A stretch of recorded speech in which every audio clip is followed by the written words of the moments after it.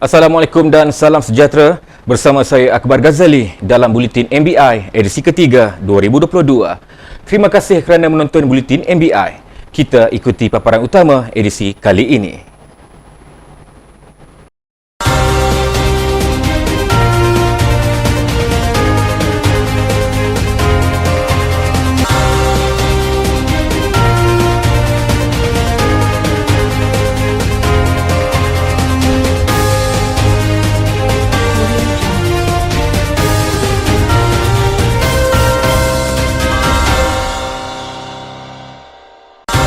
Ipoh Car Free Day kembali diadakan.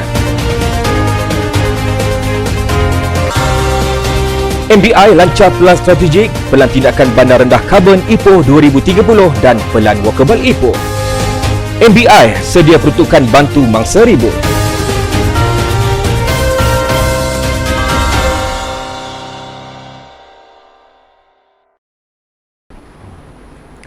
Program Hari Tanpa Kenderaan atau Ipoh Car Free Day kembali diadakan baru-baru ini. Penganjuran kali ke-50 itu dihadiri kira-kira 500 penduduk sekitar Ipoh. Datuk Bandar Ipoh, Datuk Rumaizi Baharin berkata, program itu bertepatan dengan misi Majlis Bandaraya Ipoh MBI ke arah bandar rendah karbon menjelang 2030. So kita start ni kalau salah satu yang utama dalam tiga main utama LCC kita, water, waste dan energy, dan one part of the energy is a human energy. So ini adalah salah satu program under energy. So perkara ni kita kena buat. Kalau kita pun cakap tentang alam sekitar, kalau kita tak buat program dan tindakan, saya rasa kita akan ada masalah masa depan. Beliau berkata demikian kepada media pada program Hari Tanpa Kenderaan di Ipoh. Dengan bertemakan sambutan Tahun Baharu Cina, pelbagai acara menarik diadakan, antaranya senam robik, pameran dan persembahan tarian singa. Baru-baru ini, Menteri Besar Perak Datuk Seri Sarani Mohamad telah merasmikan Majlis Pelancaran Pelan Strategik MBI, Pelan Tindakan Bandar Rendah Karbon Ipoh 2030 dan Pelan Walkable Ipoh. Program yang berlangsung di Hotel Kinta Riverfront itu dihadiri kira-kira 300 tetamu jemputan yang terdiri dari pelbagai agensi kerajaan dan swasta. Menerusi pelancaran tersebut, diharapkan segala matlamat yang dirangka MBI dapat dicapai sekaligus menjadikan Bandaraya Ipoh ini bertambah maju. Kerajaan negeri mengalu-alukan dan kita ucapkan tahniah syabas kepada Datuk Bandar dan tim dia kerana telah mengambil inisiatif untuk melakukan ketiga-tiga ini, dan ia adalah bersesuaian dengan program Perak Sejahtera 2030. Beliau berkata demikian dalam sidang media selepas Majlis Pelancaran Pelan Strategik MBI, Pelan Tindakan Bandar Rendah Karbon Ipoh 2030 dan Pelan Walkable Ipoh. Hadir sama pada majlis itu, Esko Perumahan Kerajaan Tempatan dan Pelancongan Negeri Datuk Noli Ashili Muhammad Razi serta Esko Infrastruktur, Tenaga, Air dan Pengangkutan Awam Negeri Datuk Muhammad Zulkifli Harun. Pada majlis itu, MBI turut memeterai memorandum persefahaman MOU dengan Maju Perak Holdings Berhad dan Tenaga Nasional Berhad. Majlis Bandaraya Ipoh MBI menyediakan peruntukan khas bagi melaksanakan kerja membaik pulih kerosakan kecil kediaman yang terjejas akibat ribut yang berlaku di 4 kawasan di sekitar Ipoh. Datuk Bandar Ipoh, Datuk Rumaizi Baharin berkata, berikutan kejadian itu, pihaknya telah menerima aduan sebanyak 219 buah rumah mengalami kerosakan dan perlu dibaiki segera. Jelas beliau, pihak jurutera MBI akan membuat penilaian terlebih dahulu terhadap rumah-rumah yang terlibat sebelum peruntukan disalurkan. Dan juga ini kita datang untuk kerja-kerja perbaikan, sebab kita juga adalah sebagai kerajaan tempatan yang bertanggungjawab ke atas pembangunan. Jadi maknanya hari ini kita nak tengok mana yang boleh kita bantu dalam bentuk repair. Jadi kita tahu kalau yang dah kritikal tu kerajaan negeri dan juga kerajaan persekutuan akan ni, namun ada pembaikan kecil yang itu mungkin kita akan lihat dan mungkin kita akan bantulah. Ya. Beliau berkata demikian dalam sidang media selepas mengadakan lawatan turun padang ke kawasan zon Kampung Tawas dan Tasik di Ipoh. Tambah beliau, MBI turut memberi bantuan bakul makanan menerusi program MBI Prihatin bernilai RM5,000 sumbangan EcoSafe kepada Ahli Majlis MBI Zon 10 Muhammad Rafaat Razali untuk diagihkan kepada penduduk terjejas. saya bagi pihak penduduk zon 10 ni mengucapkan ribuan terima kasih dan bersyukur kepada Datuk kerana sedia untuk datang. Bukan sahaja datang dengan tangan kosong, tapi Datuk datang dengan ada sumbangan untuk masyarakat di sini, untuk sedikit sumbangan kepada mereka yang terkena bencana ini. Kerja pembaikan 44 buah kediaman di Taman Tasik Damai Ipoh yang terjejas akibat ribut dijangka selesai dalam masa terdekat. Datuk Bandar Ipoh, Datuk Rumaizi Baharin berkata, ia dilaksanakan secara tanggungjawab sosial korporat oleh Kinta Properti Sedah Berhad dengan nilai keseluruhan RM40,000. Proses baik pulih itu melibatkan kediaman di Jalan Tawas Baru 2 dan Jalan Tawas 12, Taman Tasik Damai. Dan hari ini kalau ikutkan apa yang kita laksanakan di Jalan Tasik Damai 2 dan 12 ni, kita akan baiki lebih kurang 44 bawah rumah. Ya, 44 bawah rumah. Ya, ada setengahnya telah pun dibaiki sendiri oleh tuan rumah. Tapi kita touch up, kita tambah lagi. Sebab dia kata baiki tak apa sempurna, kita tambah. Dan dalam masa sama yang belum tu kita repair. Setakat ni kos dia untuk keseluruhan baikan dalam RM40,000 RM40,000 je. Sebab apa kos ni murah? Dia dibuat sendiri oleh Kinta Property. Kita tak lantik kontraktor. Dia kata dia lantik. Saya kata labor cost dengan material cost ni kita tanggung. Beliau berkata demikian ketika mengadakan lawatan ke taman berkenaan. Kejadian 30 Januari lalu, ratusan rumah di sekitar Ipoh, termasuk Taman Tasik Damai, terkesan dengan kejadian ribut puting beliung. Majlis Bandaraya Ipoh MBI telah menandatangani Memorandum Persefahaman MOU bersama ATEC Insur Sedah Berhad ATEC yang menyediakan perkhidmatan takaful dan insurans secara digital. Menerusi kerjasama ini, pihak ATEC menawarkan skim pinjaman sifar faedah untuk segmen penjawat awam bagi tujuan pembiayaan premium takaful kenderaan dan cukai jalan. Datuk Bandar Ipoh, Datuk Rumaizi Bahari berkata, perkhidmatan tersebut bakal memberi manfaat pada lebih 2,000 kaki tangan MBI. Ini satu inisiatif kita untuk membantu staf. Sebelum ni tak ada perkhidmatan begini. Sebelum ni tak ada. Kalau ini pinjaman yang kerajaan bagi. Jadi dia akan beribaratkan pada bantuan kaki tangan MBI. Kaki tangan GPI ni hampir 2,600 orang. Hampir 2,600. Dia ada on-off lah. Terdahulu, Datuk Rumaizi telah memeterai memorandum persefahaman tersebut dengan ATEC yang diwakili Ketua Pegawai Eksekutifnya, Syed Alwi Muhammad Sultan. Hadir sama ialah pengerusi ATEC, Tan Sri Abu Kasim Muhammad dan Setiausaha Bandaraya Ahmad Munir Ishak. Jadi objektif kami adalah untuk mensasarkan seluruh golongan penjawat awam. Jadi itu sebab saya kata MBI adalah yang pertama. Jadi satu sejarah untuk syarikat ATEC.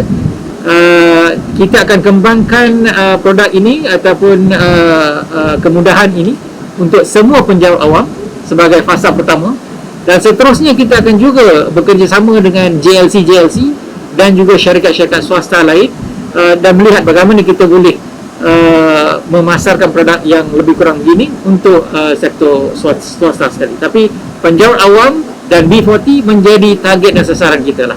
ATEC merupakan sebuah syarikat fintech tempatan yang membekalkan perkhidmatan takaful dan insuran secara digital di Malaysia melalui skim My Easy Cover. Usaha ini juga dapat mengelakkan kaki tangan MBI daripada terjebak dengan hutang serta caj faedah yang tinggi ekoran penggunaan kad kredit atau membuat pinjaman yang tidak sewajarnya.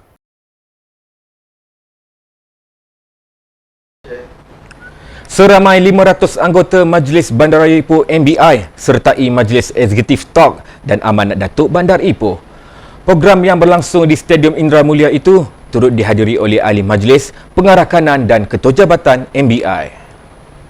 Datuk Bandar Ipoh, Datuk Rumaizi Baharin menasihatkan agar semua kaki tangannya komited dalam menjalankan tugas supaya segala perancangan dan perubahan yang dirangka dapat dicapai dengan jayanya.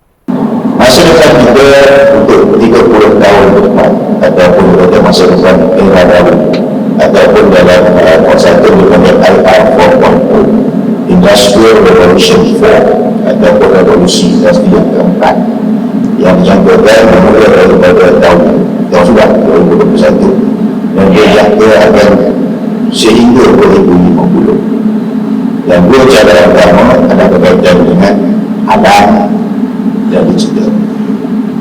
Dunia akan menghadapi perubahan cuaca, perubahan alam yang besar dalam tempoh itu, dan dunia akan menghadapi masalah perubahan digital yang besar pada tempoh itu. Jadi apa kesediaan kita, dan ini adalah perkara yang berlaku, yang cuba untuk dikaitkan oleh kerajaan. Mengapa kita tidak berubah dari pemikiran lama kepada pemikiran baru. Jadi perubahan itu tentulah ada orang yang resisten. Datuk Rumaizi berkata demikian ketika berucap pada Majlis Eksekutif Talk dan amanatnya di Ipoh. Kerajaan Perak menyambut baik usaha sesetengah pihak yang mewujudkan akademi-akademi bola sepak di negeri ini. Esko Belia Sukan Komunikasi dan Multimedia Negeri, Khairul Syahril Muhammad berkata, melalui inisiatif tersebut, ia mampu melahirkan legasi baharu dalam sukan bola sepak. Jelas beliau, selain dapat melahirkan bakat-bakat segar, platform tersebut juga mampu memantapkan pembangunan bola sepak, terutama di negeri Perak pada masa hadapan. Ini antara fokus ataupun penumpuan kerajaan negeri sebenarnya. Kita lebih mengutamakan program-program pembangunan sekarang ni. Kita fokuskan kepada situ dan kita menyambut baiklah perkara ini, dan kita malu-alukan sebenarnya untuk lebih banyak lagi akademi diwujudkan bagi kita melahirkan lebih ramai lagi pemain-pemain bola sepak yang hebat di Perak ini. Khairul Syahri berkata demikian pada sidang media selepas merasmikan Majlis Pelancaran Akademi Bola Sepak ARL di Padang Awam Wing On Ipoh yang turut dihadiri Datuk Bandar Ipoh, Datuk Rumaizi Baharin. Dalam pada itu, pengurus Akademi Bola Sepak ARL, Muhammad Alim Arufullah berharap pihaknya dapat melatih dan mencukil bakat peserta dengan baik melalui didikan jurulatih yang profesional akademi. Beralih kepada berita sukan. Pasukan bola sepak MBI Strangers berjaya menundukkan pasukan bola SUK Pulau Pinang 3-0 dalam perlawanan bola sukan persahabatan di Stadium Perak baru-baru ini. Bermula babak pertama perlawanan, pasukan bola sepak MBI Strangers terdahulu di depan hasil jaringan Muhammad Faliz Zahri pada minit ke-17 yang bijak menampan hantaran bola lintang Abdul Hafiz Amran daripada sebelah kanan gawang gol lawan. Tersentak dengan jaringan itu, pasukan lawan cuba memperbaiki corak dan rentak permainan namun gagal menyamakan kedudukan. Usaha berterusan pasukan MBI Strangers ke kubu pasukan lawan akhirnya membuah hasil apabila sekali lagi Muhammad Faliz Zahari menendang masuk bola ke gawang SUK Pulau Pinang selepas mendapat hantaran lirik rakan sepasukan Asrul Khairi Sukri pada minit ke-19. SUK Pulau Pinang dilihat mula tertekan dan berusaha untuk mendapatkan gol namun gagal dan keputusan 2-0 kekal sehingga tamat separuh masa pertama. Bersambung babak kedua perlawanan, nekat untuk menghasilkan jaringan gol, serangan bertali arus pasukan SUK Pulau Pinang tidak berjaya membuahkan hasil walaupun ada cubaan untuk meloloskan gawang gol tuan rumah. Namun usaha gigih dan asakan terus pasukan MBI Strangers untuk mengadakan jaringan berjaya diperolehi pada minit ke-90 melalui jaringan tandukan Muhammad Khairi Rozali. Kedudukan 3-0 kekal sehingga ke whistle penamat perlawanan. Sementara itu, pengurus pasukan MBI Strangers menzahirkan ucapan terima kasih dan penghargaan buat pasukan daripada pejabat setiausaha kerajaan Pulau Pinang kerana sudi menganjurkan sukan persahabatan tersebut. Pada saya, ini satu program yang sangat-sangat bagus ya, sebab kita pertama kali dikunjungi oleh dikatakan pasukan kerajaan negeri ya.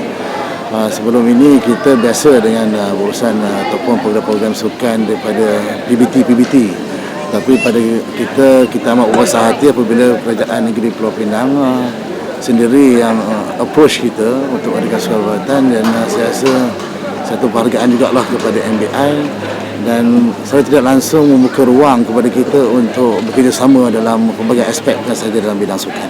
Acara sehari itu turut melibatkan pertandingan badminton yang menyaksikan pasukan dari SUK Pulau Pinang berjaya menewaskan pasukan badminton MBI 4-1. Program tersebut juga dimeriahi dengan kehadiran Setiausaha Kerajaan Negeri Pulau Pinang, Datuk Dr. Ahmad Jalaini Muhammad, Datuk Bandar Ipoh, Datuk Rumaizi Baharin dan Pengarah Jabatan Hal Ehwal Agama Islam Pulau Pinang, Datuk Muhammad Zakwan Zakaria. Baiklah saudara, Buletin MBI edisi ketiga berakhir di sini. Seperti biasa, saya mengingatkan anda semua untuk terus mematuhi SOP yang ditetapkan oleh kerajaan. Jangan sesekali kita leka dan ambil mudah. Dengan itu, Assalamualaikum, salam hormat dan jumpa lagi.